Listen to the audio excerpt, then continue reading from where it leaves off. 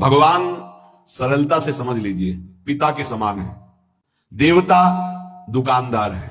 जैसे दुकानदार के पास वस्तु लेने जाओ, जरा हमको ये मीठा देना, कितना दे? बोले भूख लगी भरपेट पवा दो। हाँ तो कितना पाओगे? लगभग 1 किलो पाएंगे। तो 500 रुपया निकालो। 1 रुपया तो नहीं, चल बाहर।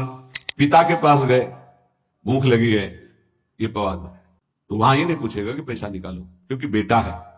ऐसे इसीलिए हम कभी कभी विनोद में कहा कि बड़े ही बच्चे हो तुम, भगवान के पास जाके तो 11,000 का भोग लगा दे कि हमारा काम कर दो। अरे ऐसा कैसे तुम सोचते हो?